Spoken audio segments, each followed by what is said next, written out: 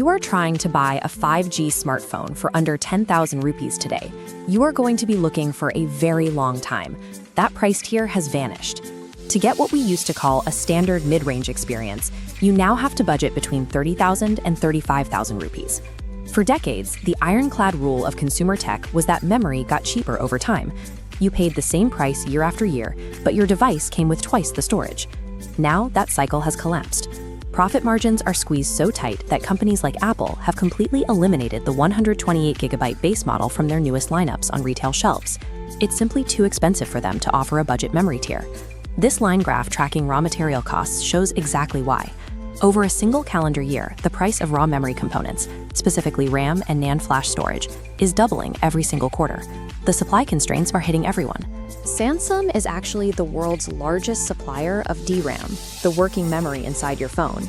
Yet they currently don't have enough internal supply to build their own upcoming Galaxy S26 line. They are being forced to buy memory from their direct rival, Micron, just to keep their own assembly lines moving. This is not normal inflation.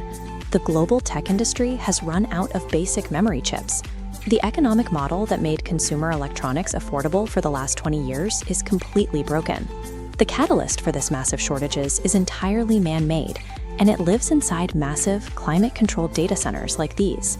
The global explosion of artificial intelligence requires endless rows of heavy server racks to process complex algorithms. To run those algorithms, AI servers require vast amounts of high-bandwidth memory, a specialized type of ultra-fast RAM, along with massive NAND storage drives. Instead of being cut down for mobile phones, these raw, golden silicon wafers are being physically diverted from factories straight to AI server farms. The hardware drain goes way beyond silicon. To house these intense processors, data centers need heavy-duty printed circuit boards. The core material for these green circuit boards is raw glass fiber, and the global supply is currently being hoarded by server manufacturers, leaving smartphone makers struggling to source basic structural components. On top of that, data centers must talk to each other.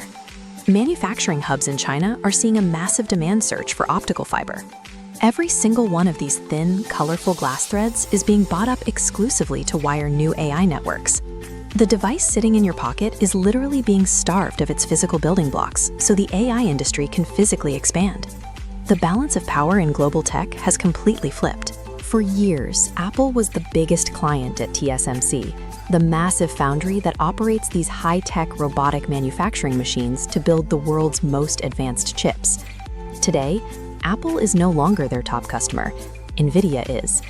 Compounding this is pure speculative panic. Companies like OpenAI are aggressively pre-booking the world's memory supplies all the way out to the year 2029. They are buying up hardware for AI data centers that haven't even been constructed yet. When component suppliers hike prices by 200%, massive, cash-rich companies like Apple can absorb the blow. They secure their hardware and then pass that extra cost directly to you. In the industry, they are calling this the AI tax. To understand why smaller companies can't survive this, look at this timeline diagram showing the life cycle of a smartphone. It takes exactly 9 months from the initial design phase to get a finished phone onto a retail shelf. If the cost of memory doubles every quarter during that fixed window, a company's projected budget is completely destroyed before the phone ever goes on sale. For budget electronics brands operating on razor-thin margins, a single failed launch under these conditions is a guaranteed bankruptcy. Adding to this fragile supply chain is heavy geopolitical risk. The CIA has openly warned U.S. tech firms about their heavy reliance on semiconductor manufacturing based in Taiwan, cautioning that any future instability could cut off chip supplies overnight. Between hoarding materials and massive price spikes, the AI arms race is actively forcing smaller competitors out of business. We are watching the creation of a global tech oligopoly, where only ultra-expensive premium phones can physically afford to be manufactured. This chart illustrates a sobering forecast from industry analysts, a steep 15 to 20% drop in global smartphone shipments, projected for the year 2026. This hardware shortage is a permanent new normal. You might be holding out for upcoming mega sales events, hoping for a steep discount.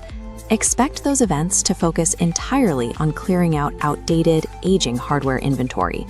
The new models simply cost too much to build for companies to heavily slash their prices. If you are a consumer, you need to completely abandon the annual phone upgrade cycle. If your current device works, keep using it. Protect it, replace the battery, and hold on to it until it physically fails. You also need to be extremely careful with how you finance new tech. Do not use equated monthly installments or strict payment plans to buy electronics during this highly volatile period. Taking on long-term debt for hardware that is rapidly depreciating in value, right in the middle of an artificially inflated market bubble, is dangerous. Falling into that installment trap is a direct threat to your personal financial stability. Artificial intelligence is pushing our digital capabilities forward at an incredible pace, but the raw physical cost of building that future is leaving the everyday consumer's wallet behind. Right now, maximizing the lifespan of the phone you already own is your best